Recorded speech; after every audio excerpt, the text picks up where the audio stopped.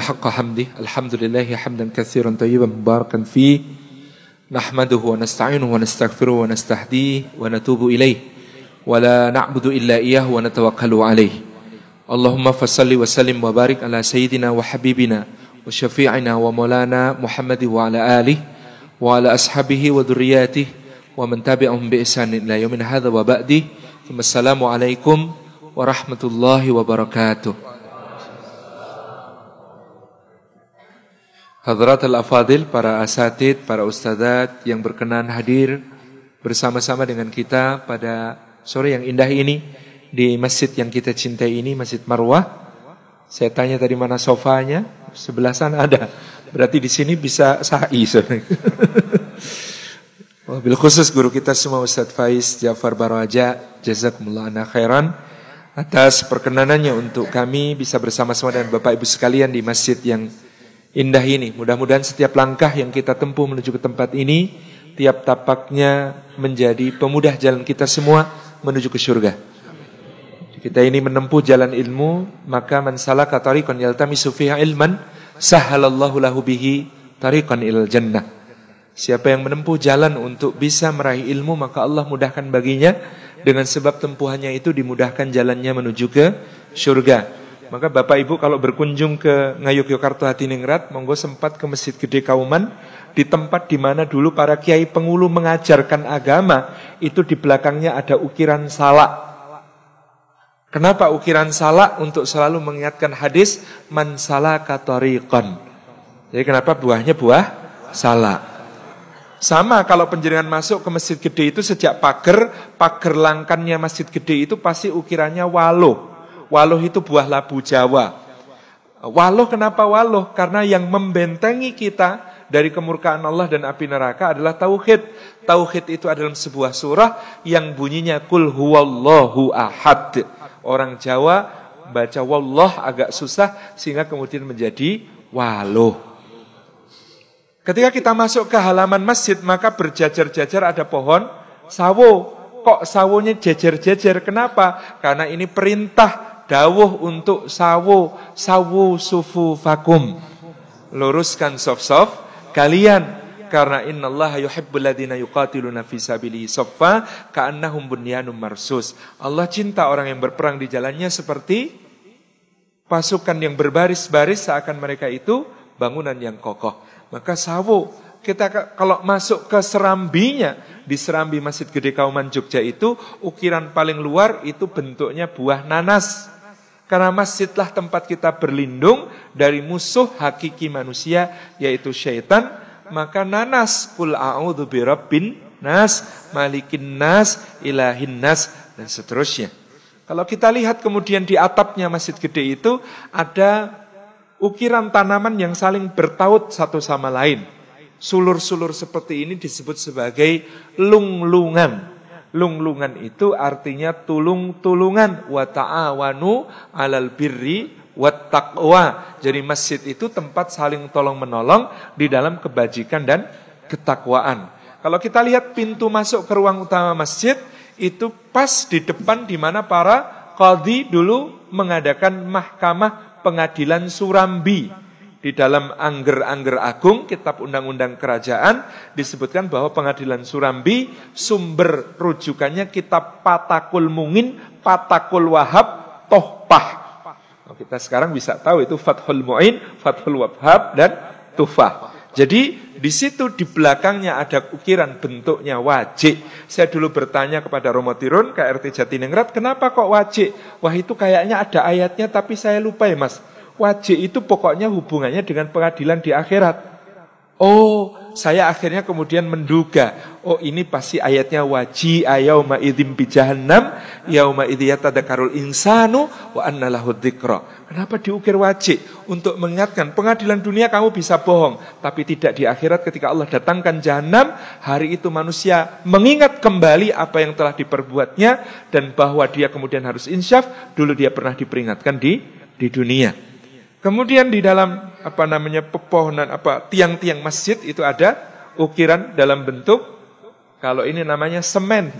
Kalau tadi yang di atas itu lung-lungan, kalau ini semen. Kenapa semen? Semen itu asluha tsabitun wa far'uha fis sama tu'ti ukulaha kullahinin bi'idni rabbiha. Semen dari kata semi. Semi itu selalu tumbuh, berakar, mekar, memberi buah. Itulah sifat kalimatut tauhid yang telah berada di dalam hati seorang mukmin seperti yang diumpamakan Allah dalam surah Ibrahim ayat ke-24 dan 25. Ini sebagai pembuka. Saya ingin katakan sebenarnya kita ini sangat lekat dengan simbolisasi karena orang Jawa itu memang agak susah diajak bicara vulgar.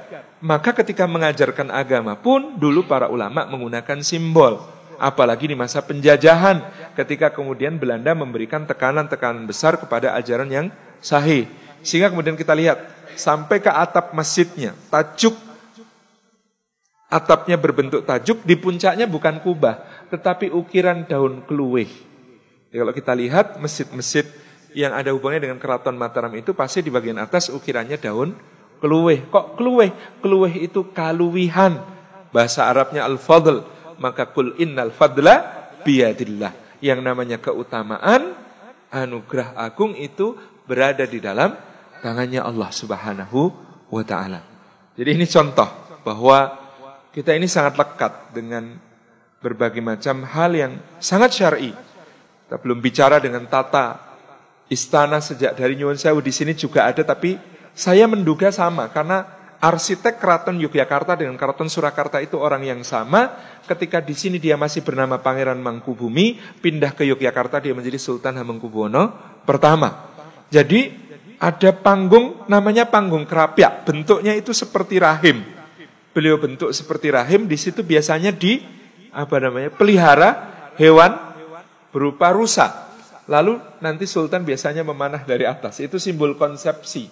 Jadi kalau panahnya kena ke rusa, itu seperti sperma kena sel ovum. Jadilah konsepsi di situ, maka di dalam rahim itu kemudian ada desa namanya Mijil. Mijil itu artinya lahir. Disitulah kelahiran manusia.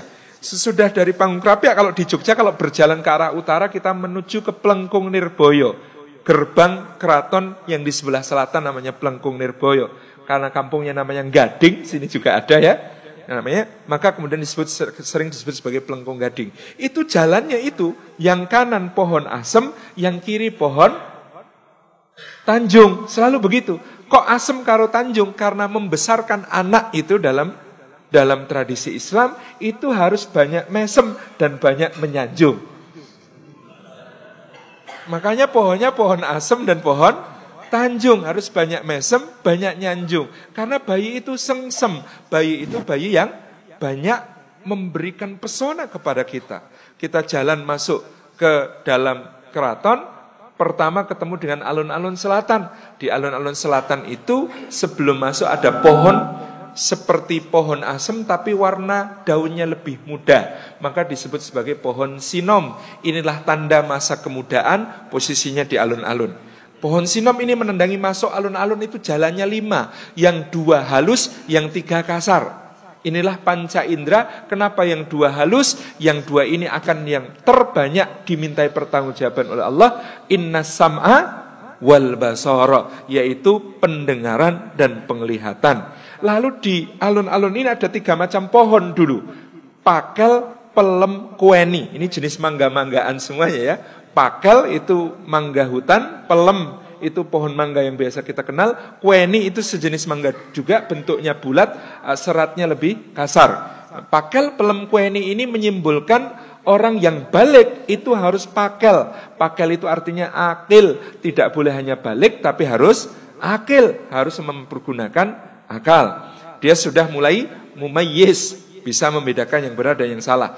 Pelem itu artinya gelem. Gelem itu artinya mau, maksudnya mau melaksanakan syariat.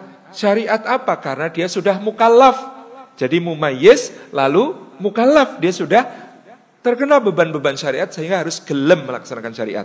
Yang ketiga kueni. Kueni itu artinya wani, berani, bertanggung jawab karena semua amal perbuatannya mulai saat itu sudah ditulis dan kelak akan dipertanggungjawabkan di akhirat. Makanya ada pakel, pelem, kueni. Konon kata kakek saya dulu jumlah pakelnya 61, pelemnya 63, kueninya 64. Jumlah apakah itu? 61 usia Rasulullah sallallahu alaihi wasallam secara Masehi, 63 usia beliau secara Hijri, 64 usia Nabi menurut petung tahun Jawa. Jadi 61, 63, 64. Naik kita akan ketemu Siti Hinggil. Di sebelah kanan dan kiri ada pohon. Yang kiri pohon soka, yang kanan pohon cempora. Soka menyimbolkan anak laki-laki yang sudah masuk ihtilam, mimpi basah. Cempora itu sudah haid anak perempuannya. Maka yang seperti itu harus sudah dipisah dengan Siti Hinggil, dengan tanah yang tinggi. Tidak boleh pohon soka sama cempora ditanam satu tempat, nggak boleh. Karena yang sudah balik nggak boleh ikhtilat, harus pisah. Gitu ya. Ini harus pisah. Ini soka, ini cempora. Pemisahnya apa? Siti itu tanah. Tanah itu asal kejadian manusia. Hinggil itu artinya tinggi. Maka dia adalah manusia yang memiliki akhlak yang tinggi. Jadi harus ada guru yang mulai mengajar dengan pengajaran yang baik. Dan guru itu harus memiliki akhlak yang mulia. Dan salah satu tanda akhlak mulianya adalah bisa memisahkan laki-laki dan perempuan ini dalam alamnya masing-masing dan diajari dengan akhlak dan adabnya masing-masing. Sebentar, ini kalau diteruske sak dino ora rampung tekan tugu gitu ya. Tapi ini saya ingin menunjukkan kepada panjenengan semua betapa kemudian yang namanya Jawa itu asli pakai sod. Awalnya dibangun kebudayaannya, simbol-simbolnya oleh para santri. Jadi saya mencatat setidaknya ada 3 sosok yang selalu akan saya tulis. Ini sedang proses, mohon doanya dari Nasi Mataram ini. Kesantriannya Masya Allah. 1 Pangeran Diponegoro, yang kedua kakek buyutnya namanya Pangeran Mangkubumi, yang ketiga kakek buyutnya Pangeran Mangkubumi namanya Sultan Agung.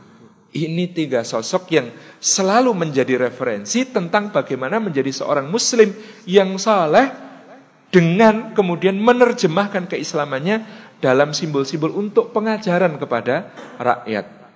Nah, kenapa kemudian misalnya Sunan Kalijaga mewariskan sebuah pakaian yang kemudian didesain ulang oleh Sultan Agung menjadi disebut sebagai libasut taqwa, baju takwa. Kenapa disebut baju takwa? Karena seluruh perwujudannya aslinya itu adalah makna takwa. Kalau kita berbusana Jawi Jangkep Mataraman itu yang disebut sebagai busana takwa, itu unsur-unsurnya 1 keris, 2 bebet, 3 stagen kamus timang sabuk, 4 surjan, 5 blangkon. Itu standar, ada tambahan-tambahan dan juga semua punya makna. Tapi saya ingin jelaskan ini dulu. Kenapa takwa disimbolkan dengan pakaian walibasut taqwa dzalika khair, dan pakaian takwa itulah yang terbaik? Karena makna takwa yang pertama apa? Kita ambil dari dialog Sayyidina Umar dengan Sayyidina Ubay bin Ka'ab. Wahai Ubay, apakah takwa itu? Sayyidina Ubay bin Ka'ab menjawab, wahai Amirul Mukminin, pernahkah engkau berjalan di satu tempat banyak onak, banyak duri, banyak jebakan, cahayanya remang-remang? Kata Sayyidina Umar, bala, iya saya pernah. Apa yang kau lakukan ketika itu? Jawab Sayyidina Umar, aku berhati-hati. Apa bahasa Jawa untuk kata hati-hati? Kita bisa menggunakan kata duhung, artinya hati-hati. Kita bisa menggunakan kata curiga, artinya waspada. Maka keris dalam bahasa Jawa aslinya bahasanya adalah duwung atau curiga. Itulah makna pertama takwa. Maka dia diselipkan di belakang karena dia adalah kehati-hatian dan kewaspadaan yang selalu harus dijaga. Itulah takwa dalam makna yang pertama. Makna yang kedua dari takwa menurut orang Jawa adalah bebet. Kenapa? Perut dan di bawah perut terdapat syahwat. Syahwat ini harus dibebet, harus dibebat, tidak boleh dibiarkan liar, tidak boleh diumbar-umbar. Makanya wa amma man khaufa maqama rabbih wa nahan nafsa 'anil hawa fa innal jannata hiyal ma'wa. Maka orang yang menahan diri karena takut kepada Allah Subhanahu wa taala, lalu dia menahan diri dari hawa nafsunya, maka surgalah tempat tinggalnya. Maka bebetan supaya syahwatnya dibebat yang perut dan bawah perut. Jadi kan kalau pakai stagen terus bebetan, insya Allah nggak akan gemuk. Karena syahwat perutnya terjaga. Iya kan? Nggak akan gemuk itu, karena syahwat perutnya terjaga. Dan syahwat bawah perutnya juga seharusnya dijaga.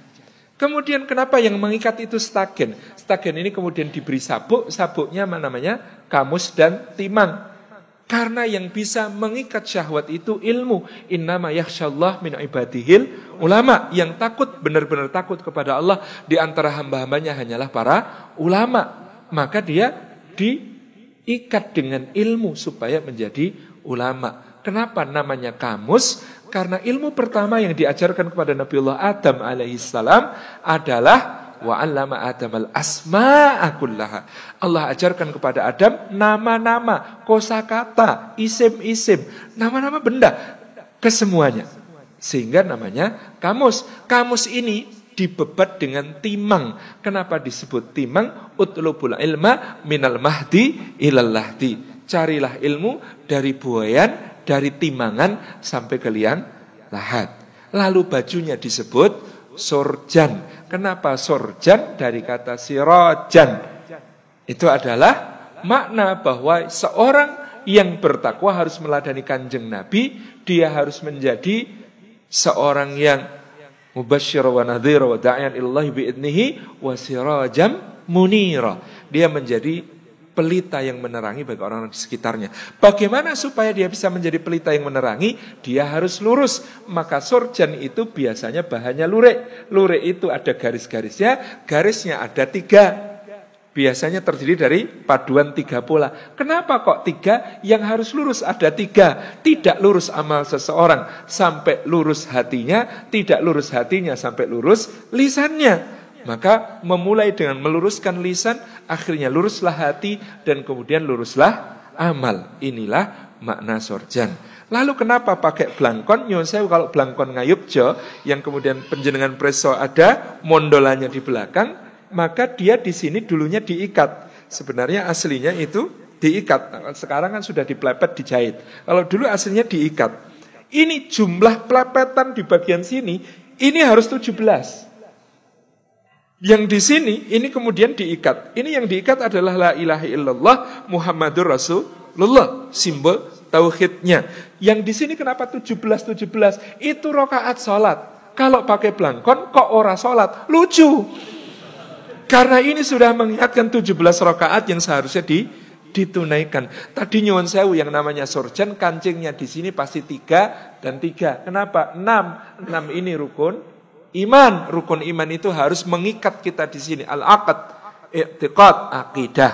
Kemudian yang di sini ada 5, yang di sini ada 5. Apa itu? Rukun Islam. Rukun Islam kok di tangan? Karena dia diamalkan. Jadi dia diamalkan, maka diletakkan di tangan. Kancingnya 5, kancingnya 5. Di blangkon ada mondolannya. Mondolan itu kata teman saya sambil agak bercanda, mungkin maksudnya mindolah. Jadi payung pengayoman bagi orang-orang yang ada di sekitarnya. Kemudian nanti pakai samir. Samir ini kayak sebuah ikatan di leher, kemudian disambung ke sini. Kenapa samir? Ini wujud tanggung jawab yang mananya takwa itu artinya kelak akan dimintai pertanggungjawaban. Karena apa? Makin bagus ini samirnya, ini nyekeknya makin mudah gitu.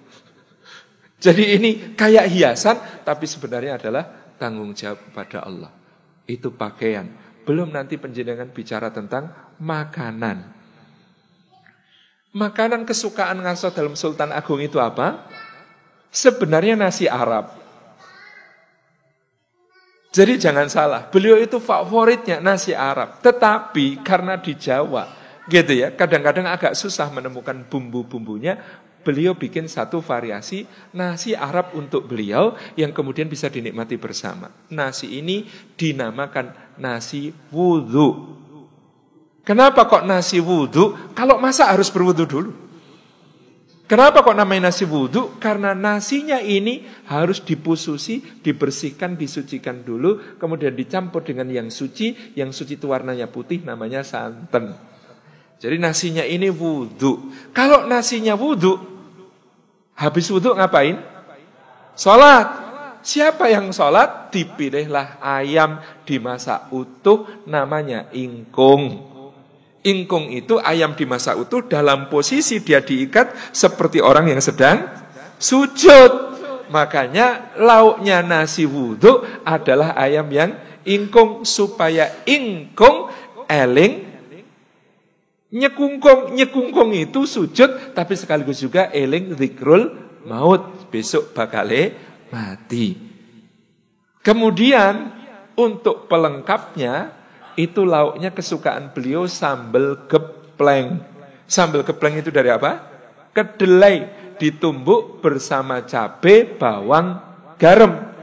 Sambal gepleng ini kenapa kok namanya gepleng? Itu sregep geleng-geleng. Banyaklah berzikir kepada Allah, la ilaha illallah, la ilaha illallah, la ilaha illallah. Maka makanan saja ngajak zikir, ngajak sholat, ngajak wudhu. Jadi nasinya wudhu, gitu ya, ayamnya ingkung sholat, sambelnya gepleng zikrullah. Ini dibawa pasukan Mataram ketika menyerbu ke Batavia tahun 1628 sampai 1629. Makan di sana masih benar nasi wudhu pakai ingkung, pakai sambal gepleng. Lama-lama diadopsi orang Betawi, jadinya nasi uduk. Jadi bid'ah karena ada semur jengkolnya, ada sambal goreng kentangnya, gitu ya, ada ayamnya sudah tidak diingkung. Jadi nasi uduk itu hasil bid'ah dari suatu ajaran sunnah yang namanya sego wudhu, gitu. Ini orang Betawi harus tahu. Jadi kita ini melihat betapa di dalam dinasti Mataram ini agama diletakkan dalam segala sendi kehidupan, dari makanan, pakaian, tata bangunan, segala halnya. Supaya apa? Supaya orang memahami, supaya orang ngugemi, karena kalau kitab dibakar gampang. Tetapi simbol itu susah dihilangkan. Kalau kitab dibakar selesai. Orang ceramah dibunuh rampung. Tapi simbol sulit dihancurkan.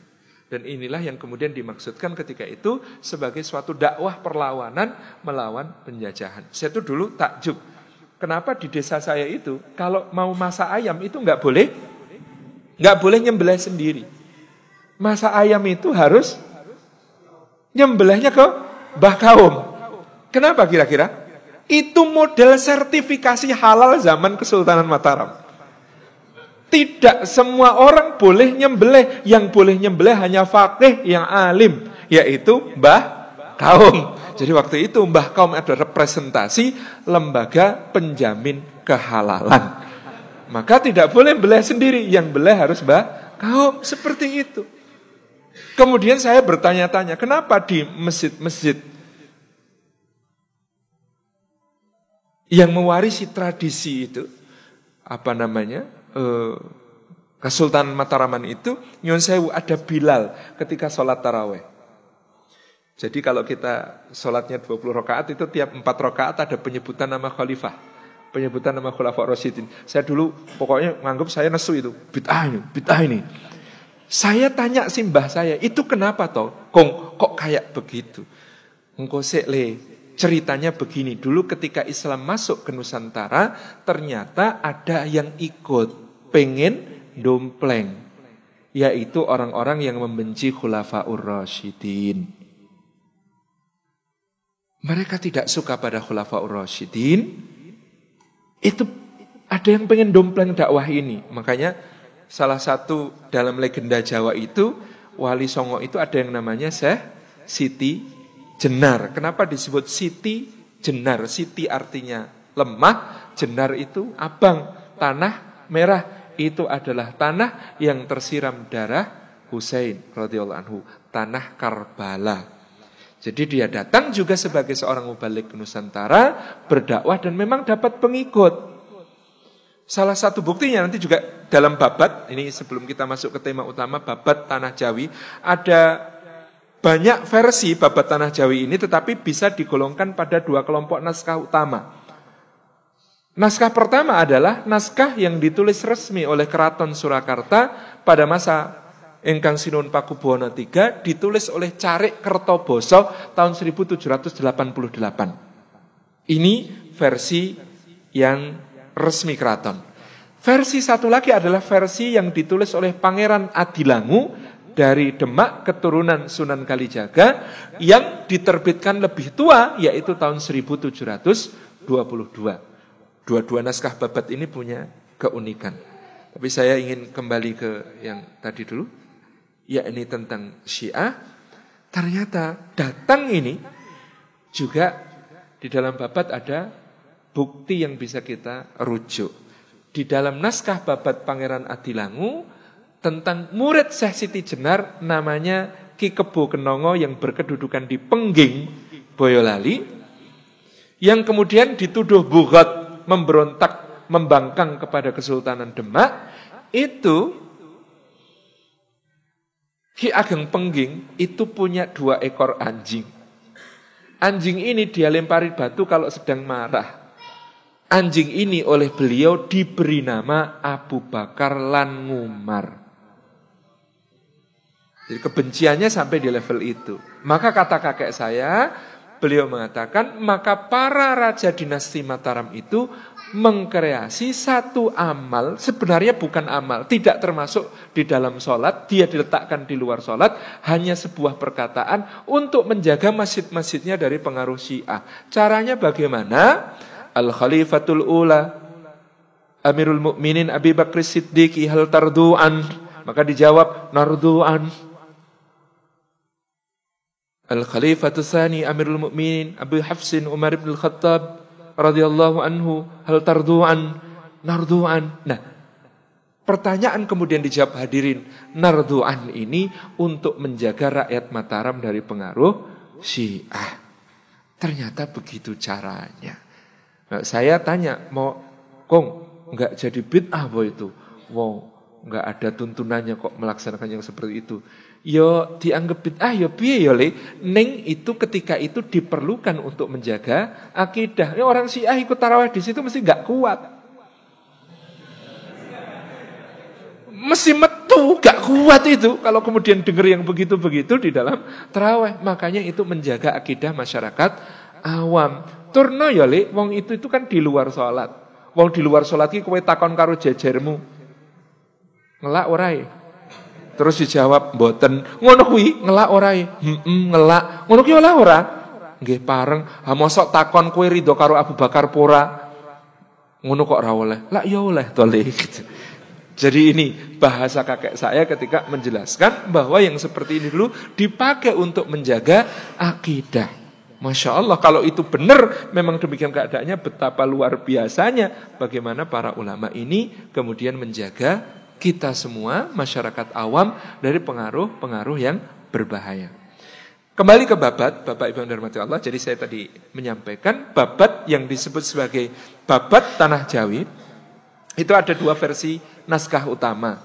Yang satu ditulis oleh Carik Kertoboso tahun 1788 di Surakarta. Yang satu ditulis oleh Pangeran Adilangu di Demak kira-kira pada tahun 1722.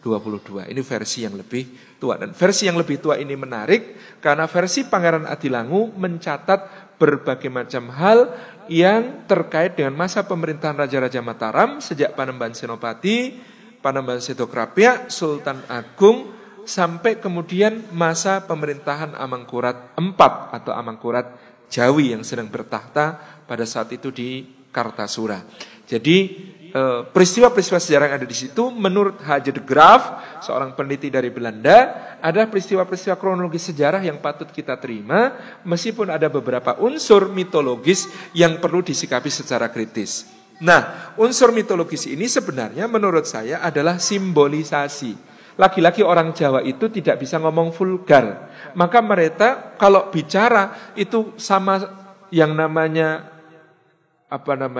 nenek moyang itu biasanya mikul dhuwur mendem jero. Jadi kalau nenek moyangnya itu berbuat hal yang mungkar, berbuat hal yang maksiat, itu pasti ditutupi dengan sebuah metafor, dengan sebuah perumpamaan.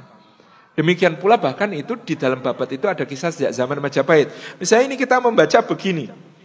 Patih Udara yang kemudian bertahta sebagai Brawijaya VII di Majapahit yang telah mengkudeta Girindrawardana, sementara Girindrawardana mengkudeta ayahanda Raden Patah yang bernama Brawijaya V, itu memutuskan untuk menyerbu ke Giri Kedaton, tempat kedudukan Kangjeng Sunan Giri. Ketika pasukan Majapahit beribu-ribu orang ini menyerbu ke Giri Kedaton, Sunan Giri sedang menulis dengan penanya, dengan kalamnya. Maka Sunan Giri kemudian melihat pasukan penyerbu itu, beliau lemparkan penanya ke udara, pena itu kemudian berubah menjadi keris. Keris ini namanya Kanjeng Kiai Kolomunyeng. Kanjeng Kiai Kolomunyeng ini kemudian mengobrak-abrik pasukan Majapahit sampai hancur. Kira-kira penjenengan percaya kalau penanya Sunan Giri dilempar kemudian berubah jadi keris, kemudian terbang menghancurkan pasukan? Apa metafornya? Kalam itu kan pena. Bisa juga maknanya kalam, maka disebut kalam munyeng. Kalam itu ucapan atau pena, munyeng itu bikin pusing. Maka apa maksudnya babat? Maksudnya babat inilah kekuatan intelektualitas dan keulamaan Sunan Giri yang luar biasa. Beliau dengan ucapan dan tulisannya bikin pasukan Majapahit yang menyerbu ini pusing sendiri.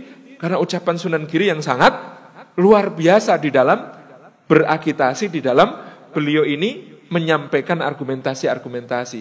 Jadi dugaannya adalah ketika itu Sunan Giri berpidato, pidato beliau adalah, kalian ini pasukan Majapahit. Iya. Kenapa kalian mengabdi kepada pemberontak? Lu siapa pemberontaknya? Girindrawardana itu pemberontak, Udara juga pemberontak. Kenapa kalian tidak berpihak kepada pewaris sah Majapahit? Loh, pewaris sah Majapahit siapa? Tentu putranya Brawijaya V. Siapa putranya Brawijaya V? Raden Patah di Demak. Loh, kalau kalian itu setia kepada Majapahit, harusnya kalian setia kepada keluarga Brawijaya V yang telah dikudeta oleh Girindrawardana dan dikudeta oleh Patih Udara ini. Ayo gabung sama sama Demak, jangan sama Majapahit. Kan pusing. Akhirnya kemudian mereka bunuh-bunuhan, berperang sendiri di antara mereka. Maka kemudian di dalam babat ditulis sebagai keris Kanjeng Kiai Kolomunyeng. Maka kalau ada dukun sekarang dodolan keris Kiai Kolomunyeng, ora diong gitu kan. Karena ini harus dibaca secara simbolis gitu. Jadi bukan ada keris namanya Kiai Kolomunyeng, enggak. Tapi ucapan Kanjeng Sunan Giri yang sangat luar biasa di dalam memecah kesatuan pasukan penyerbu dari Majapahit ke Gresik pada waktu itu. Contoh lain, kenapa di dalam babat diceritakan yang namanya Kangjeng Ratu Kalinyamat itu bertapa telanjang. Di film kok digambarkan bertapa telanjang tenanan nih. Padahal dia seorang putri yang salihah dari seorang raja yang soleh. Masa bertapa telanjang? Enggak mungkin. Babat menulis begitu, maknanya apa? Maknanya adalah beliau itu berjihad fisabilillah, mempergunakan seluruh hartanya habis-habisan sampai seakan-akan seperti telanjang. Maka data sejarah mengatakan tahun 1544 dan 1572 Ratu Kalinyamat mengirimkan armada berkekuatan masing-masing 150 kapal menyerbu ke Malaka untuk mengusir Portugis. Sampai-sampai saking ketakutannya Portugis pada Ratu Kalinyamat, beliau digelari sebagai Mawar Laut Utara. Jadi beliau berjihad, coba bayangkan penjenengan, ngirim 2 ekspedisi masing-masing berkekuatan 150 kapal. Entek piro itu? Beli 1 kapal saja berapa? Berapa miliar zaman sekarang kan? Ini ngirim 150 kapal plus 150 kapal. Maka beliau menghabis-habiskan hartanya untuk jihad fi sabilillah. Itulah yang terjadi kemudian beliau sampai dikatakan seperti orang telanjang karena hartanya dihabiskan untuk berjihad fi sabilillah. Jadi membaca babat ini bukan mitologis, ini simbolisme. Semuanya ditulis dengan simbol. Maka panjenengan bisa baca yang namanya Joko Tingkir, putra Ki Ageng Pengging yang diasuh oleh uwaknya yang namanya Ki Ageng Tingkir alias Ki Kebukanigoro bin Pangeran Handayaningrat bin Brawijaya V juga. Itu ketika menuju ke Demak itu melewati Bengawan Semanggi. Dulu namanya bukan Bengawan Solo, dulu namanya Bengawan Semanggi aslinya. Kok wong Semanggi kok terima diakuisisi sama Solo gitu ya. Itu namanya dulunya Bengawan Semanggi, bukan Bengawan Solo.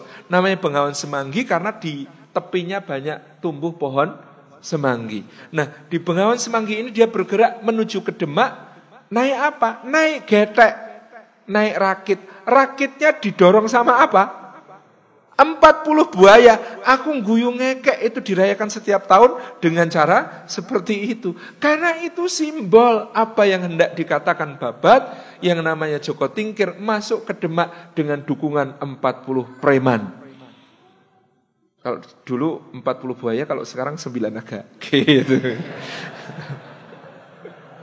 Nah, dulu didukung 40 preman supaya dia bisa meniti karir ke Demak. Apa yang dia lakukan di Demak? Dia memasukkan tanah ke mulut seekor kerbau. Kerbonya ngamuk di alun-alun di depan Sultan Trenggono, Raja Demak. Kemudian dia yang mengalahkan kerbau itu.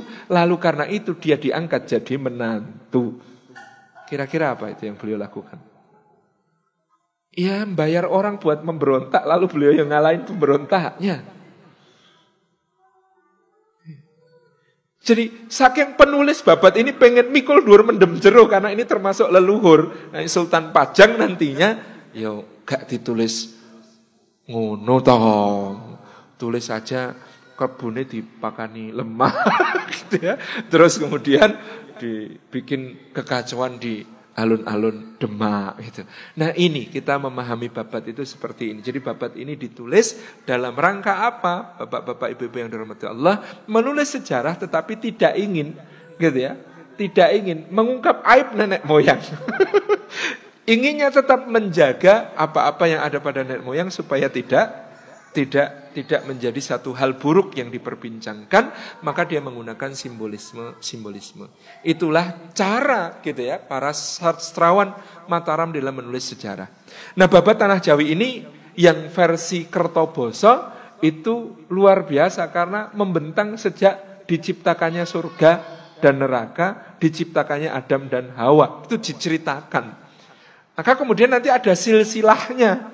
Silsilahnya rakyat Jawa itu nyambung sampai ke Nabi Sis bin Adam alaihi salam. Jadi Sis alaihi salam dikatakan di dalam Babat Tanah Jawi memiliki 2 putra, Sayyid Anwas dan Sayyid Anwar. Sayyid Anwas itu memperanakkan nabi-nabi. Gitu ya, maka kemudian nanti ada Nuh turun ke bawah sampai Ibrahim sampai kemudian ke Nabi Muhammad dan Nabi Isa di cabang yang lain. Itu keturunan Sayyid Anwas kata Babat. Nos ya, kalau di Bible Nos, makanya di dalam Babat disebut Sayyid Anwas. Nah, Sayyid Anwar itu nurunaken dewa-dewa Jawi. Sayyid Anwar peputra Sang Hyang Wenang, Sang Hyang Wenang peputra Sang Hyang Tunggal, Sang Hyang Tunggal peputra telu. Ismoyo, Antogo, Manikmoyo. Ismoyo jadi Semar, Antogo jadi Togog, Manikmoyo jadi Betoro Guru. Betoro Guru punya anak, Betoro Siwah. Dewa Siwah itu kalau Jawa versinya anaknya Betoro Guru. Itu kan kalau bagi orang Hindu bid'ah gitu. Kemudian ini yang menurunkan berbagai macam raja-raja di cerita Ramayana dan Mahabharata. Lalu kemudian menurunkan raja-raja Jawa. Itu jalurnya di situ.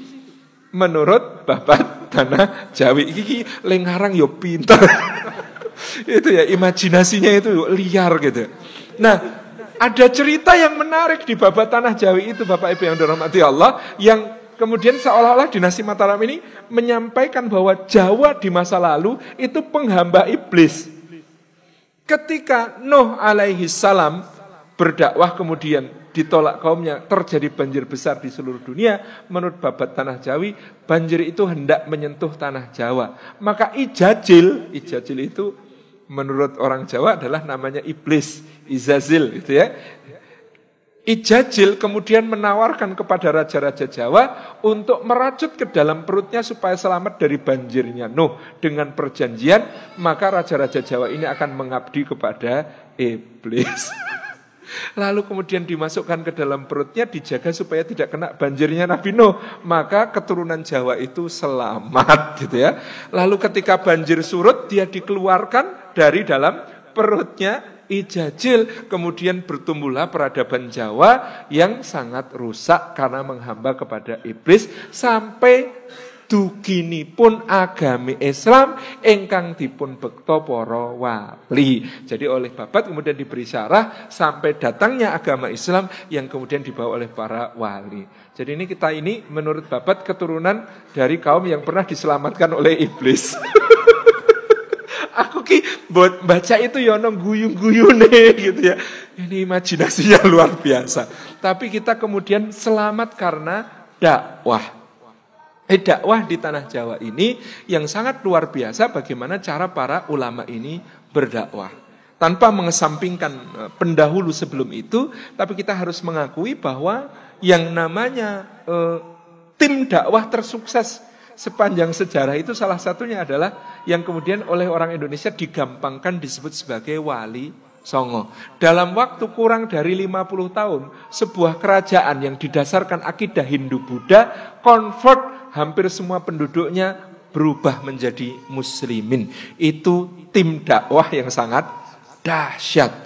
Zaman saiki jenengan wong Songo dikirim nang Amerika, kira-kira suksesi ngono kuwi ora gitu kan. Susah itu. Atau dikirim ke Cina gitu ya. Mosok mereka terus yang kirim ke sini, kita dong yang kirim ke sana. Kan harusnya gitu. Jadi, Masya Allah gitu ya. Kita menyimpang sedikit dari babat. Kalau kita mau merujuk sumber sahih tentang perjuangan Wali Songo, itu ada beberapa naskah. Pertama, Handbook Van Bonang. Handbook Van Bonang itu ada 2 naskah, naskah A dan naskah B. Itu sekarang disimpan di Leiden. Dulu dirampas oleh Cornelis de Houtman ketika dia datang tahun 1596 mendarat di Tuban. 2 naskah ini kemudian diperiksa oleh seorang sejarawan Indonesia namanya Dr. Wiji Saksono tahun 1964. Beliau menemukan naskah Handbook Van Bonang A dan B sangat menarik karena Handbook Van Bonang naskah A kemungkinan berisi notulensi pengajiannya Kanjeng Sunan Bonang di Tuban pada awal abad ke-16, sementara Handbook Van Bonang B ternyata berisi notulensi rapat para wali membahas penyebaran aliran sesat yang sudah ada di Indonesia. Itu. Jadi membahas yang benci sama sahabat itu sudah sejak abad ke-16 awal. Sudah akhir abad ke-15 itu sudah dibahas oleh para wali ini. Masya Allah. Kemudian naskah kedua adalah Keropak Ferrara. Keropak Ferrara itu ditemukan di Museum Ferrara Italia, berasal dari Gresik, ternyata adalah catatan notulensi pengajiannya Maulana Malik Ibrahim. Masya Allah. Sumber ketiga yang sangat menarik adalah Serat Wali Sono. Tulisannya, tulisan Jawa, Serat Wali Sana. Ini ternyata ditulis di zaman Sultan Agung di Mataram, mencatat kiprah para wali di dalam berdakwah. Nah, Serat Wali Sana ini menariknya di mana? Dia menyebut Wali Sono. Dalam bahasa Jawa, Sono itu artinya tempat. Wali artinya penguasa. Maka bukan Wali Songo, bukan wali berjumlah 9 orang, tetapi mereka adalah penguasa-penguasa wilayah-wilayah di Jawa ini dalam berdakwah. Seperti dulu kalau di masa Khulafaur Rasyidin, Wali Kufah, Wali Basrah, Wali Makkah, Wali Madinah, Wali Yaman, Wali Syam gitu ya. Ini karena menguasai wilayah tertentu.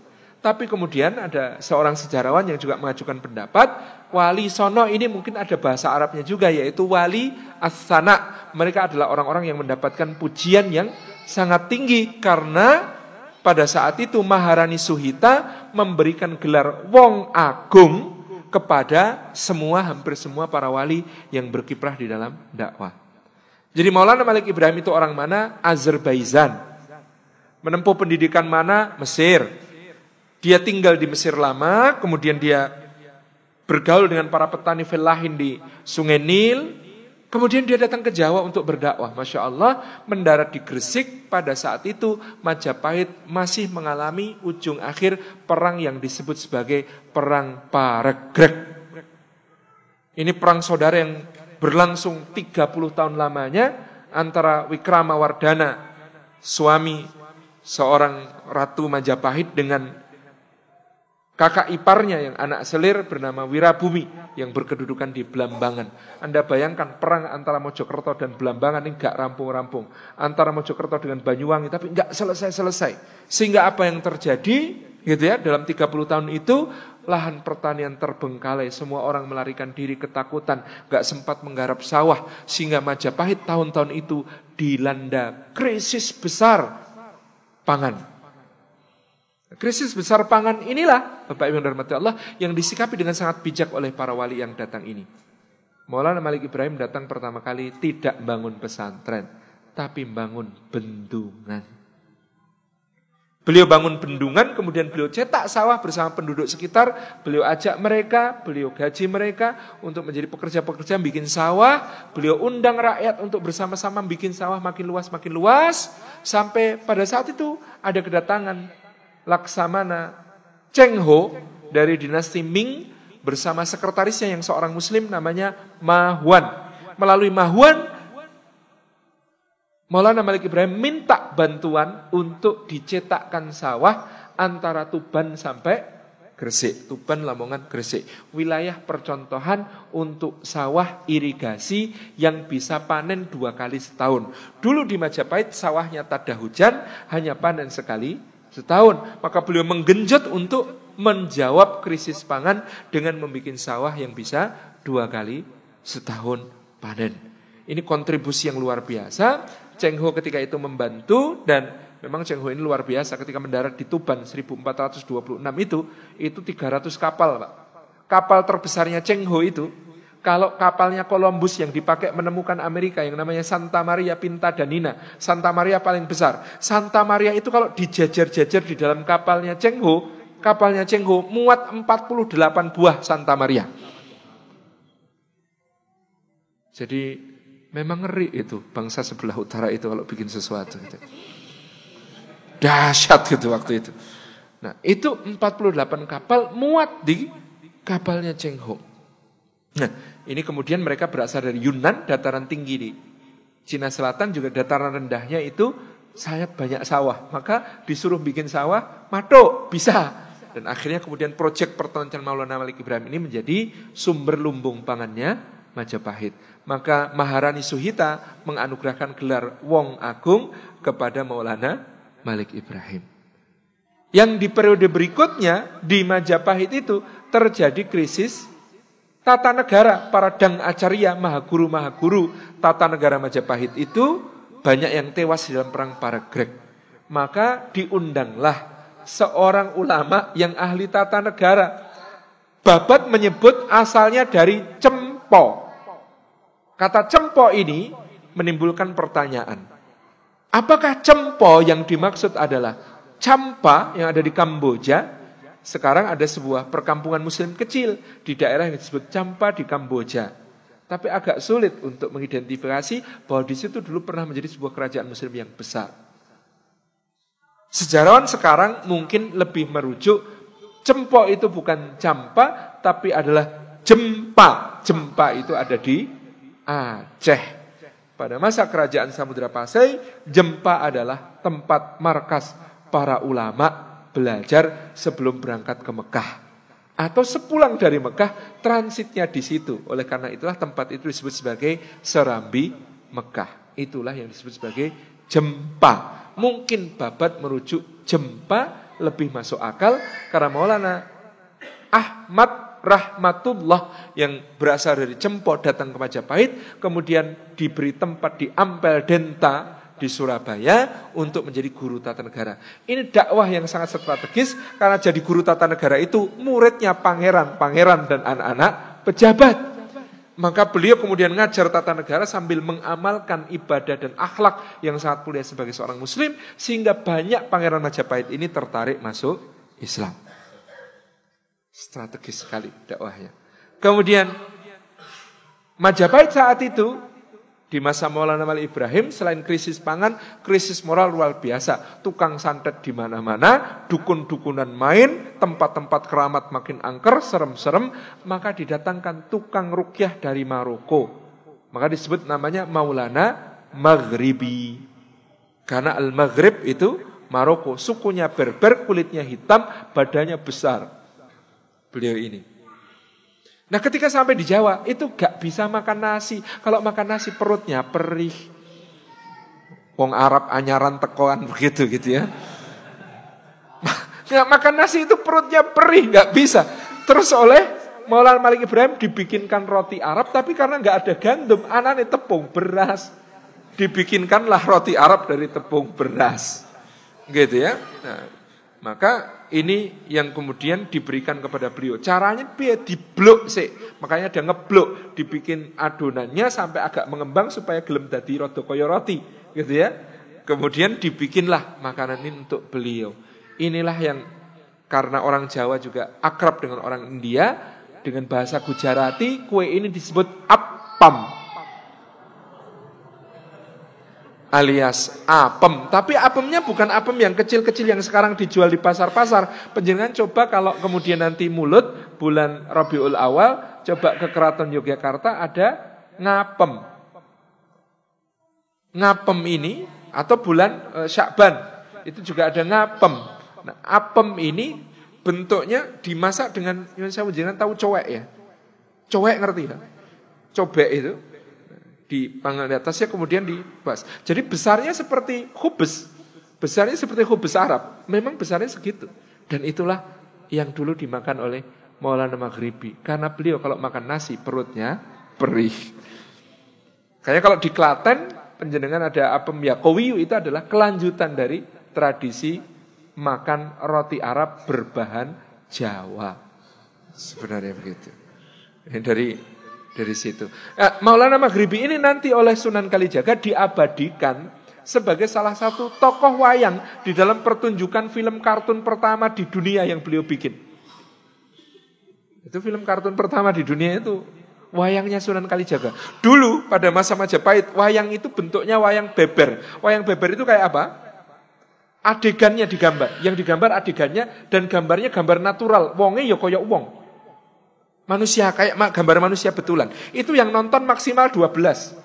Karena bentuknya dipegang begini sama dalangnya digeser-geser sambil diceritain. Enggak praktis. Maka Sunan Kalijaga itu menggambar wayang per karakter, bukan per adegan. Dan gambarnya gambar karakter, bukan gambar natural. Apa ada manusia kayak wayang? Tangane cuwili kayak buawa tekan lutut gitu, perutnya enggak, karena itu adalah gambar karakter. Maka panjenengan saksikan dalam wayang hiasan Sunan Kalijaga itu pasti yang namanya kesatria itu matanya kecil gitu. Kenapa? Godul basor.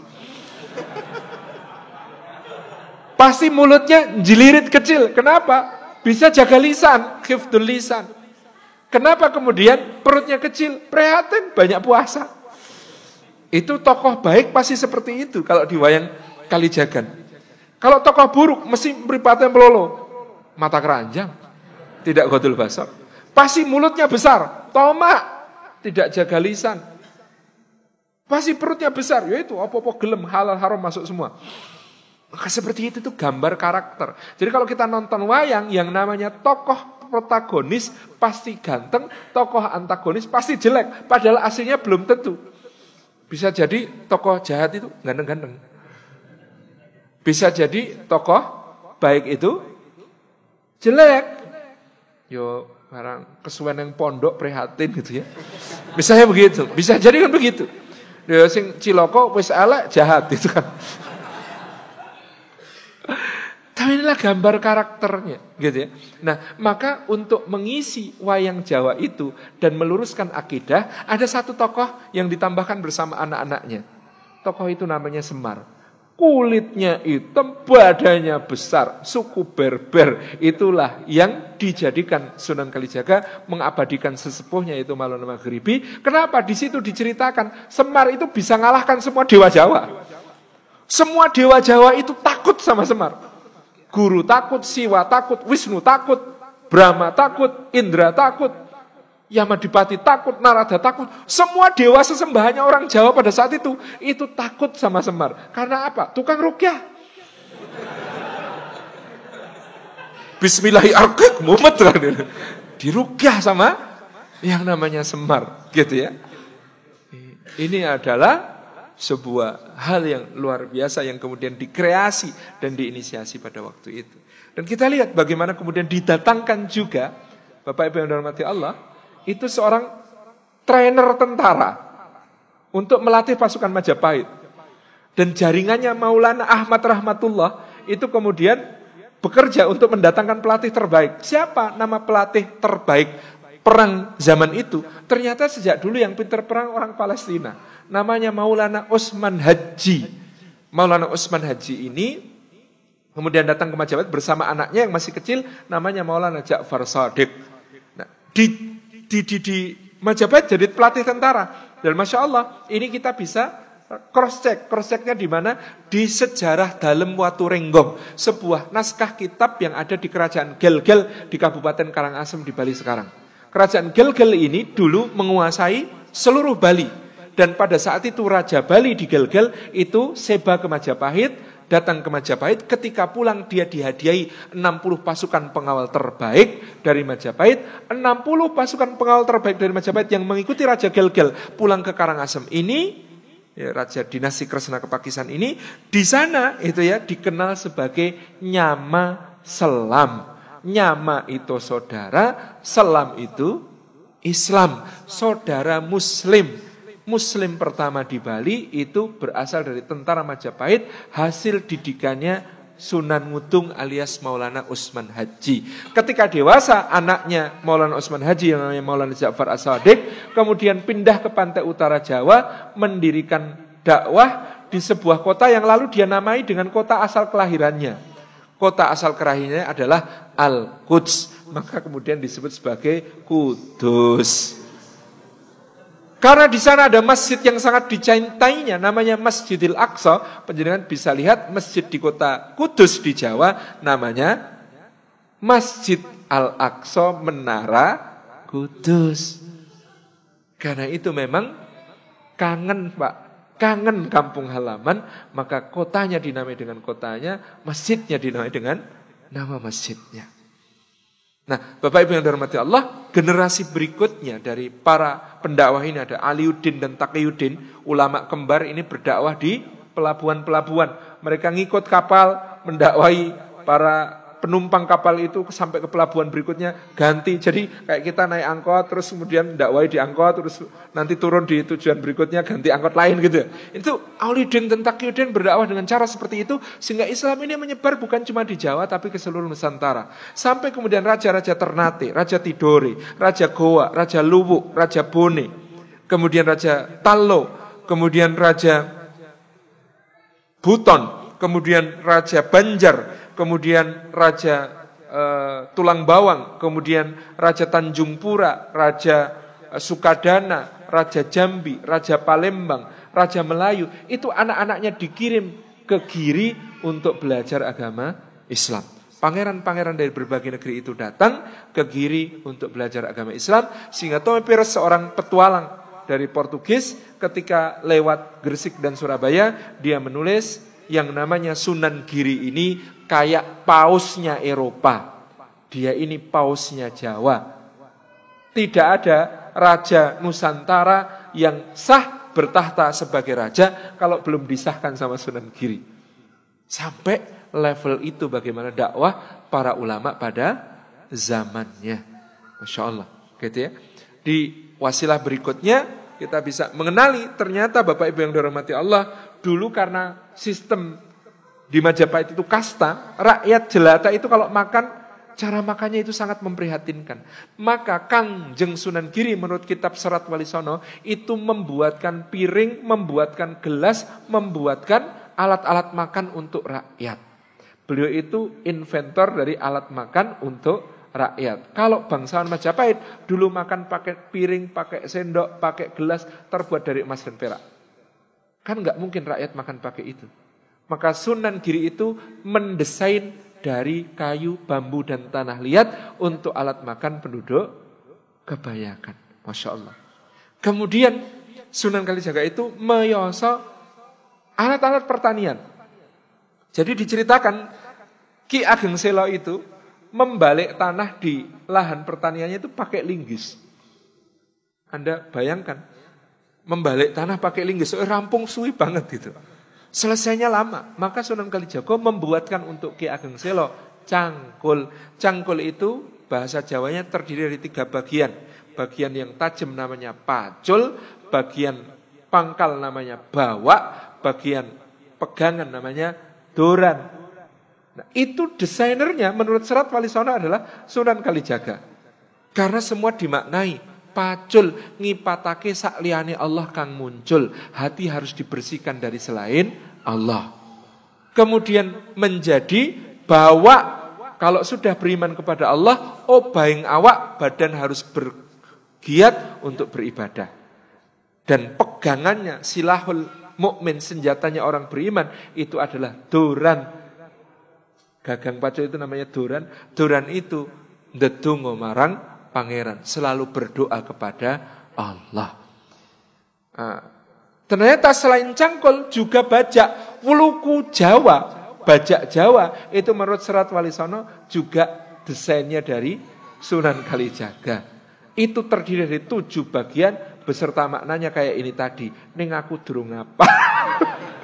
Saya belum hafal yang 7 pada wuluku atau bajak itu. Masya Allah, sama maknanya untuk kemudian memperkuat akidah. Nah, termasuk invensinya nanti adalah tadi film kartun pertama di dunia yang namanya wayang kulit. Tetapi memang Sunan Kalijaga itu suka menjebak orang.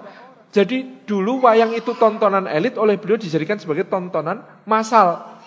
Gelar di alun-alun. Syaratnya apa kalau mau nonton? Harus mau dituntun mengucapkan satu kalimat. Kalimatnya asyhadu alla ilaha illallah wa asyhadu anna muhammadar rasulullah. Baru boleh ikut nonton. Begitu nonton, di tengah adegan wayang dijelaskan tentang makna syahadatain. Lalu penontonnya, loh, dia pindah agama. Baru sadar di tengah pertunjukan bahwa mereka sudah pindah agama menjadi seorang muslim. Jadi inilah masifikasi dakwah Islam yang paling luar biasa pada saat itu.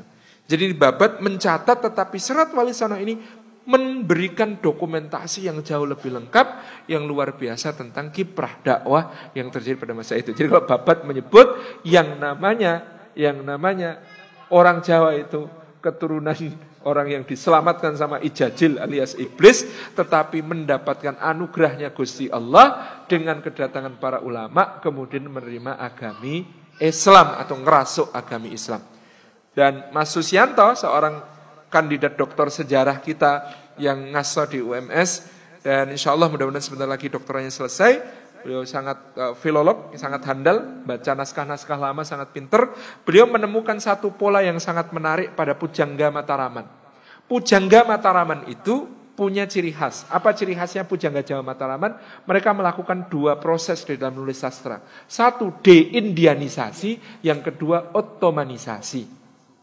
Jadi naskah sastra Jawa masa Singasari, Kediri, Majapahit itu pasti pusat dunia itu India. India itu pokoknya swargondonya itu India. Semua yang baik berasal dari India. Itu naskah zaman Singasari, Majapahit, Kediri. Zaman Mataram beda. Apa ciri khasnya naskah sastra Jawa zaman Mataram? India dipinggirkan, tidak lagi jadi pemain utama, kadang-kadang bahkan dijadikan sebagai antagonis. Kemudian protagonisnya selalu pasangan, yaitu seorang Pangeran Jawa ditambah dukungan dari Sultan Ngerum. Siapa Sultan Ngerum? Tahu siapa Sultan Ngerum? Sultan Turki Utsmani. Kok bisa disebut Sultan Ngerum? Karena gelar lengkapnya begini. Misalnya saya ambil Murad IV. Murad IV itu raja sezaman Sultan Agung. Sultan Turki Utsmani sezaman Sultan Agung. Apa nama beliau? Malikul Bahrain wa Haqqanul Bahrain wa Hadimul Haramain, Sultan Ghazi Khalifatullah wa Dilluhu fil Ardi Kaisar Irumi. Masya Allah, ngeri. Apa kalimatnya? Malikul Bahrain, Raja 2 benua. Wa Haqqanul Bahrain, Han Agung 2 samudra. Wa Hadimul Haramain, pelayan 2 tanah suci. Sultan, seorang sultan. Ghazi, seorang panglima perang. Khalifatullah, khalifahnya Allah. Wa Dilluhu fil Ardi, dan bayangannya di muka bumi. Ngeri banget. Apa terakhir? Kaisar Irumi. Dan gelar Kaisar Irumi ini dipakai sejak Muhammad Al-Fatih. Kaisar Irumi artinya Kaisar Romawi. Kenapa Sultan-Sultan Turki menyebut dirinya Kaisar Romawi? Karena mereka berhasil menaklukkan Konstantinopel, ibu kota Romawi Timur, Bizantium. Sehingga gelar Kaisar Urumi itu melekat pada Sultan-Sultan Turki Utsmani. Orang Jawa karena susah nyebut gelar yang panjang tadi, kemudian diringkas menjadi Sultan Ngerum. Jadi kalau ada naskah Jawa menyebut Sultan Ngerum, maksudnya adalah Sultan Turki Utsmani. Nah, naskah Jawa akan selalu mengandung pilihan kata Sultan Al-Gebah saking nagari Rum. Maulana Ali Samsuddin mufti saking negari Ngerum. Naskah-naskah Jawa Mataraman itu selalu punya pola itu. Deindianisasi, otomanisasi. Maka saya sampai menyusun satu hipotesis, Mataram itu negara yang sangat Ottoman oriented, yang sangat berorientasi kepada Turki Utsmani sejak berdiri. Saya dulu bertanya-tanya, Panembahan Senopati itu nama gelar yang unik. Kenapa gelar yang unik? Karena tidak ada raja Jawa sebelum itu yang memakai nama gelar perangnya sebagai gelar raja. Tapi orang ini, Danang Sutawijaya bin Ki Ageng Pemanahan ini selalu menyebut dirinya Panembahan Senopati. Dari mana itu? Ternyata konon Panembahan Senopati itu adalah terjemah bahasa Jawa untuk Sultan Ghazi. Sultan yang panglima perang, bahasa Jawanya Panembahan yang Senopati. Masya Allah. Kemudian ini dibuktikan dengan sangat serius oleh Sultan Agung Hanyokrokusumo. Waktu itu belum bergelar Sultan, masih Susuhunan Agung Hanyokrokusumo. Tahun 1640 ngirim utusan ke Turki Utsmani lewat Makkah. Berangkat dari Jepara menuju ke Palembang, transit di Aceh, transit di Aden, kemudian ke Makkah, ketemu Syarif Makkah pada saat itu, namanya Zaid bin Muhsin al-Hashimi, kemudian mendapatkan anugerah atas nama Sultan Murad IV dari Turki Utsmani. Melalui Zaid bin Muhsin al-Hashimi, beliau mendapatkan gelar Sultan resmi, diakui sebagai Sultan Abdullah Muhammad Maulana Mataram. Sebagai tanda pengakuan diberikan kepada beliau satu buah potongan kiswah Ka'bah berwarna hitam, sampai sekarang masih menjadi pusaka Keraton Yogyakarta, namanya Kanjeng Kiai Tunggul Wulung. Tunggul itu yang luhur, wulung itu hitam warnanya, karena ini adalah kiswah Ka'bah. Kemudian beliau juga diberi potongan satir makam Nabi SAW, warnanya putih. Kemudian ini menjadi pusaka sampai sekarang di Keraton Yogyakarta, namanya Kanjeng Kiai Pare Anom. Pare Anom, ini adalah pusaka dari kiswah itu. Kemudian dihadiahkan kepada Sultan Agung itu air zam-zam, satu guci. Gucinya dari Turki, diisi air zam-zam di Mekah, dibawa pulang ke Jawa. Bayangkan. Zaman itu loh Pak. Hampir setahun pelayarannya. Itu dibawa ke Jawa, kemudian oleh Sultan Agung, air zam-zam ini diminum, dibagikan kepada para ulama dan para santri, kemudian gentongnya oleh beliau dipasang di makam beliau yang ada di Imogiri. Di situ masih ada tulisannya, Enceh Kiai Mendung saking Sultan Ngerum. Enceh itu artinya guci, guci namanya Kiai Mendung. Hadiah dari Sultan Rum alias Sultan Turki Utsmani. Ini Ottoman oriented. Yang berikutnya adalah Pangeran Mangkubumi yang tadi saya utang cerita kepada panjenengan. Sebenarnya Pangeran Mangkubumi ini adalah putra Amangkurat IV dari Selir. Selirnya namanya Mas Ayu Tejawati. Menurut beberapa sumber, Mas Ayu Tejawati punya bapak, marganya Basyaiban. Jadi ternyata dinasti Mataram itu punya darah Basyaiban dari Mas Ayu Tejawati yang menjadi ibu Sultan Hamengkubuwono I di Yogyakarta. Memang dinasti Mataram ini campuran darah seluruh Nusantara. Karena nanti kalau dirunut nasabnya ke atas menurut Babat, maka Ki Ageng Pemanahan bin Ki Ageng Nis bin Ki Ageng Selo bin Joko Tarub bin Bondan Kejawan bin Brawijaya V.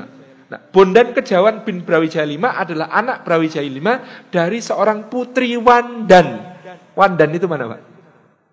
Bandaneira di Maluku Selatan. Jadi ini anak putri dari Bandaneira yang menurut Babat kulitnya suwaida, kehitam-hitaman.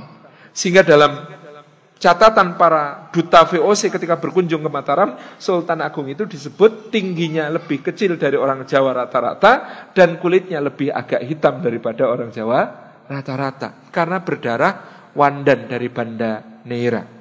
Kemudian Bapak Ibu yang dirahmati Allah Subhanahu wa taala, campuran darah itu makin bertambah lagi tadi dengan Basyaiban, tambah lagi permaisurinya Hamengkubuwono I di Yogyakarta itu namanya Ratu Ageng Tegarjo yang nanti akan membesarkan Pangeran Diponegoro itu cucu Sultan Bima Abdul Qahir I. Abdul Qahir I ini punya permaisuri putri dari Goa Tallo.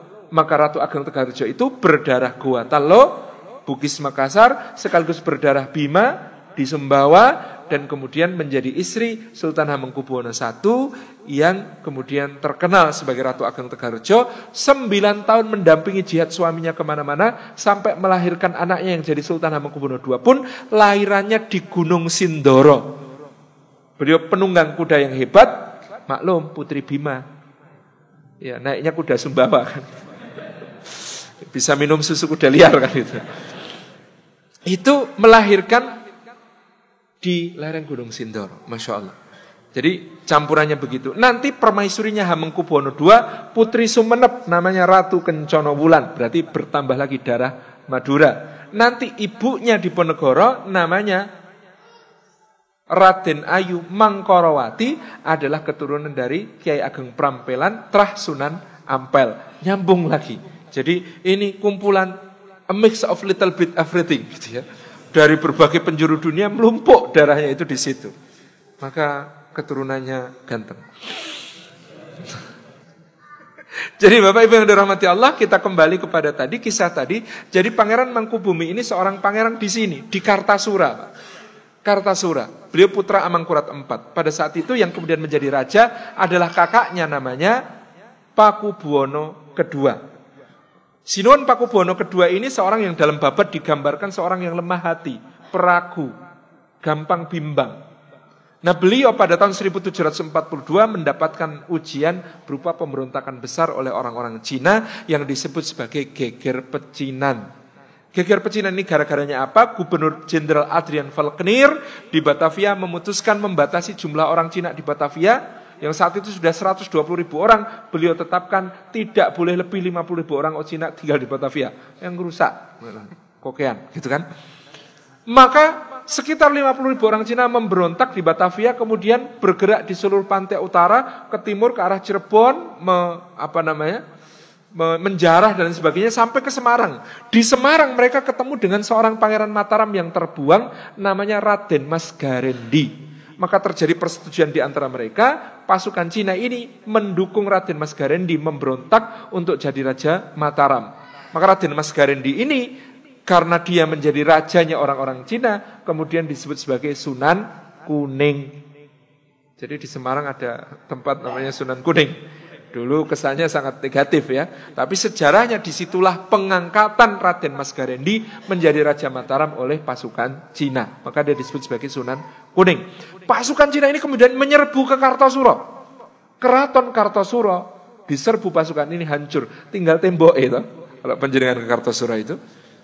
Hancur diserbu pasukan Cina ini. Pangeran Mangkubumi menyelamatkan kakaknya Pakubuwono II, dibawa lari ke Ponorogo, ke Tegalsari menemui Kiai Ageng Kasan Besari I, kemudian dititipkan, saya titip kakak saya. Di situ malah dipek mantu sama Kiai Ageng Kasan Besari.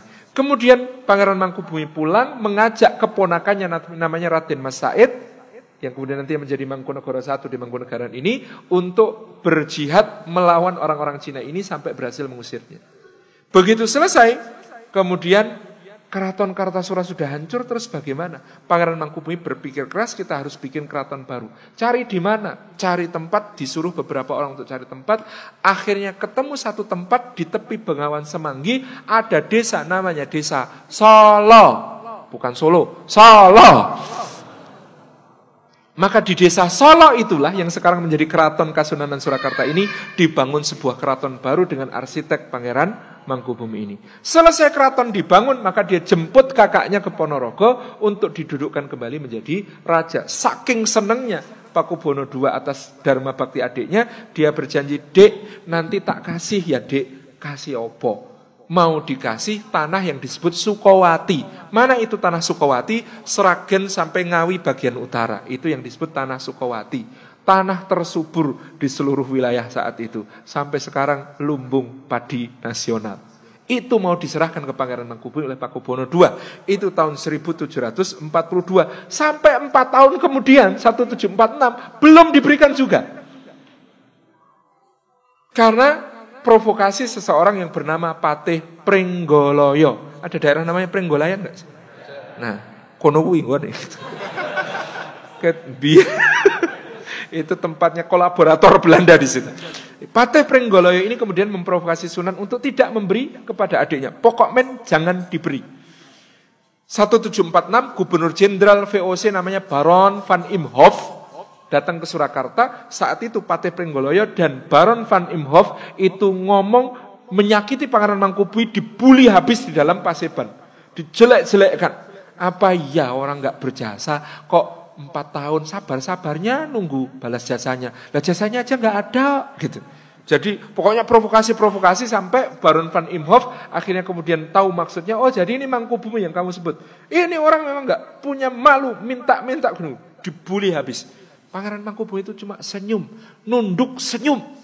Kakaknya yang kelejeman, Pakubono II itu mau membelani Mangkubumi, nggak berani. Tapi hati kecilnya kasihan adikku dibully begini. Tengah malam, Pangeran Mangkubumi kemudian pamit kepada kakaknya. Saya mohon pamit. Loh, mau kemana, Dik? Apa saya punya pilihan selain melawan? Ya wis tak pengestoni, Dik. Kemudian diberikan tombak Kiai Ageng Pleret Pusaka Utama Mataram itu oleh Pakubono II diberikan kepada adiknya Pangeran Mangkubumi untuk memimpin perang. Maka perangnya berlangsung 9 tahun, 1746 sampai 1755 yang disebut sebagai Perang Palihan Nagari. Karena endingnya nanti diakhiri dengan pembagian kerajaan Mataram. Pada saat itu Pangeran Mangkubumi berperang, Masya Allah, beliau berhasil mengepung benteng VOC di Ungaran sampai Van Imhoff mati terkepung di sana. Kemudian beliau berhasil menewaskan seorang panglima Belanda namanya Mayor de Klerk di Sungai Bogowonto di dekat Purworejo. Itu kemudian tombak yang dipakai untuk membunuh Mayor de Klerk itu masih jadi pusaka keraton Yogyakarta namanya Kanjeng Kiai Klerk. Jadi Pangeran Mangkubumi itu kalau naik kuda sama dengan Sultan Agung sama dengan Panembahan Senopati. Kalau naik kuda tidak pernah megang tali kekang. Nanti Pangeran Diponegoro juga sama. Gimana? Tali kekangnya diselempitkan ke stagen, ke sabuk. Dia mengendalikan kuda itu dengan gerakan perut dan kaki. Tidak pernah pakai tangan. Tangannya dipakai untuk megang senjata. Dan Pangeran Mangkubumi itu khas kalau berperang, kalau megang tombak bukan gagangnya. Mata tombaknya yang dipegang. Itu ya, makanya dia itu ketika membunuh Kolonel Klerk itu, dia pakai tombaknya ini untuk bertumpu naik ke kudanya Mayor de Klerk ini, kemudian sudah duduk di belakangnya, kemudian tombaknya templokan ke sini. Blas gitu. Cara membunuhnya begitu. Itu ya waktu itu. Nah, Pangeran Mangkubumi ini perang besarnya bikin VOC nyaris bangkrut. Apa yang terjadi? Tahun 1755, Nyon Sewu ini tidak menyinggung etnis, tetapi pada saat itu kejadiannya adalah ada seorang Arab di Semarang namanya Syarif Besar Syekh Ibrahim. Syarif Besar Syekh Ibrahim ini oleh Belanda dibujuk untuk menghentikan perang. Bagaimana caranya? Syarif Besar Syekh Ibrahim didandani sebagai utusannya Sultan Ngerum. Didandani sebagai utusan Sultan Turki Utsmani, diminta menemui Pangeran Mangkubumi untuk menawarkan selesainya perang dengan imbalan beliau diberi gelar Sultan resmi dari Daulah Turki Utsmaniyah sebagai pemimpin Jawa, Muslimin Jawa, Amirul Mukminin di Jawa. Karena Pangeran Mangkubumi juga melihat keadaan rakyat yang menderita karena perang, plus beliau sami'na wa ata'na kepada Turki Utsmani, maka beliau menyatakan saya terima syarat ini. Saya menjadi sultan atas separuh Mataram dengan gelar resmi dari Daulah Turki Utsmani seperti yang diterima kakek saya Sultan Agung. Selesai, maka diadakan perjanjian di desa Janti, Karanganyar. Desanya namanya Janti. Tapi di dokumen Belanda karena nulis J itu pakai G, Gianti. Janti ditulis Janti pakai J gitu. Maka kemudian terjadi salah sebut di waktu-waktu berikutnya menjadi perjanjian Gianti. Padahal desanya jenenge Janti. Nah, perjanjian Gianti ini membelah kerajaan Mataram menjadi 2. Sisa kerajaan Mataram karena sudah berkurang banyak. Wilayahnya antara Banyumas sampai Banyuwangi dibagi 2. Itu membagi ini lucu. Banyumas ikut Surakarta. Kecuali Banjarnegara ikut Jogja. Pekalongan ikut Jogja. Gitu ya. Kemudian Pemalang ikut Jogja, tapi Kedu dan Bagelen itu diperintah bersama. Kedu dan Bagelen itu Purworejo, Magelang, Temanggung, Wonosobo, Kebumen. Itu diperintah bersama. Nanti ke timur gitu ya.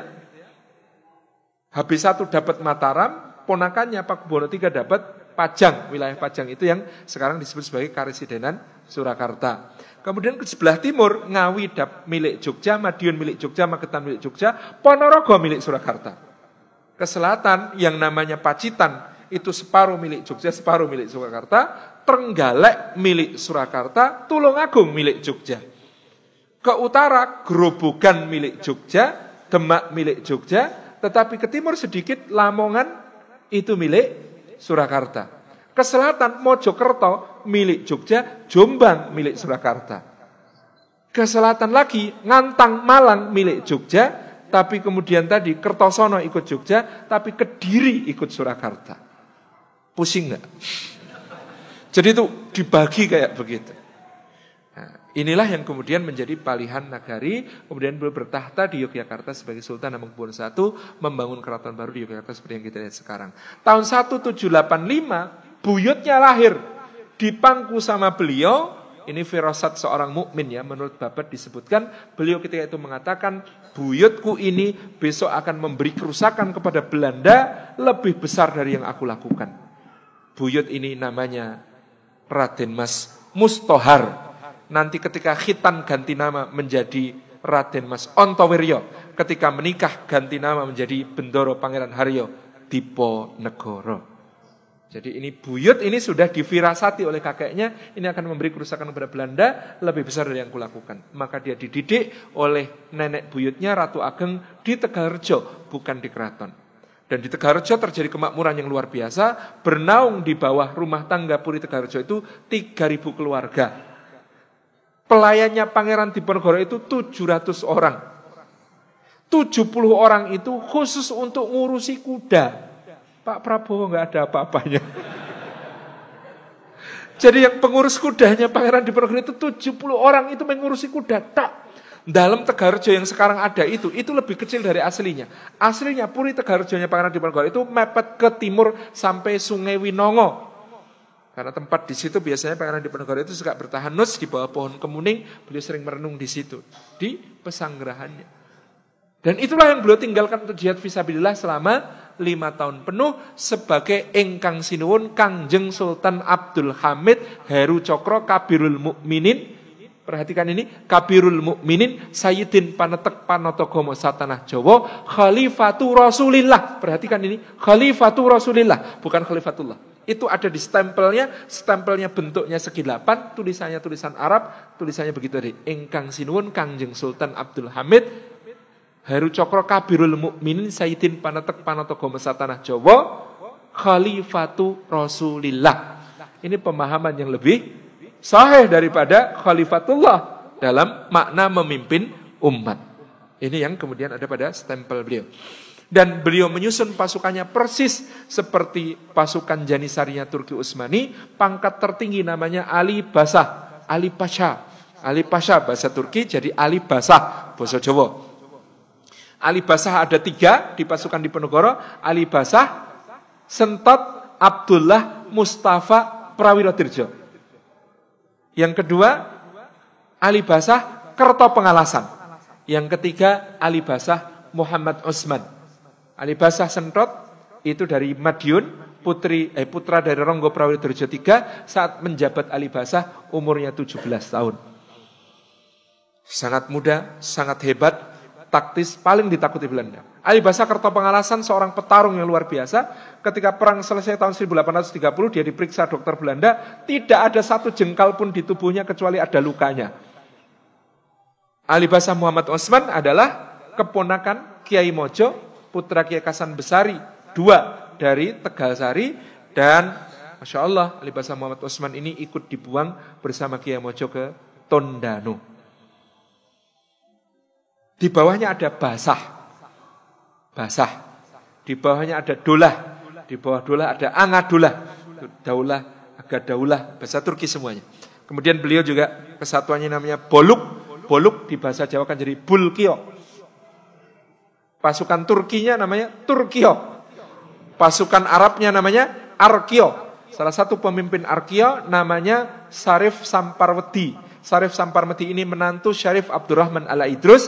Syarif Abdurrahman Ala-Idrus adalah menantu Sultan Hamengkubuwono II. Di Jogja tempat tempat kelahirannya Syarif Samparuddin namanya Sayidan. Di Jogja itu ada kampung Sayidan, ning gak ono sayite. Kalau di Solo kampung Arabnya terpelihara, di Jogja kenapa tidak ada? Saya baru telusur kemarin, Syarif Abdurrahman Ala Idrus, menantu Hamengkubuwono II itu keluarganya sebab ada perang Diponegoro itu menghadapi pilihan mau tetap di situ tapi dibunuh atau pergi. Kenapa? Karena selama perang Diponegoro terbukti keluarga Syed Abdurrahman Ala Idrus dan Syarif Samparuddin semuanya membantu perjuangan Pangeran Diponegoro. Makanya diusir, makanya dibersihkan dari Yogyakarta. Makanya Jogja itu gak enak kampung Arabe. Ono tapi gak ono wong Arabe gitu. Jenenge Sayidan gak ono Sayite gitu. Itu yang terjadi. Jadi ini yang kita tangkap. Ini sampun maghrib. Sudah masuk maghrib.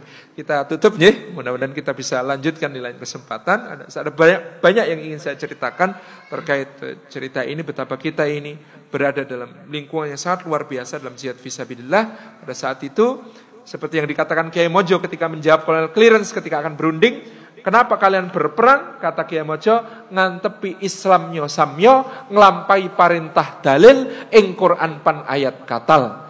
Ngantepi Islamnya samyo, bersama memantapkan Islamnya, ngelampai perintah dalil, melaksanakan perintah dalil, ing Quran pan ayat katal di dalam Al-Quran surah At-Taubah. Itu yang beliau sampaikan. Wallahu a'lam bishawab. Ustaz, closing statement Ustaz. Jadi dari semua yang antum ceritakan, sebetulnya yang ingin antum sampaikan kepada masyarakat Jawa sekarang itu apa Ustaz? Ayo kembali menjadi 100% muslim, 100% memahami sejarah kita, dan kita berjuang bersama-sama untuk masa depan yang gemilang, yang masa lalu kita sebagiannya sudah dirusak. Tahun 1830 Pangeran Diponegoro ditangkap. Tercatat sejak penangkapan Pangeran Diponegoro itulah pembersihan anasir-anasir keislaman dari keraton dan masyarakat Jawa secara umum terjadi. Maka kita harus mulai kembali membawa dakwah ini kemanapun, kepada siapapun. Dan dinul Islam adalah ruhnya orang Jawa. Allah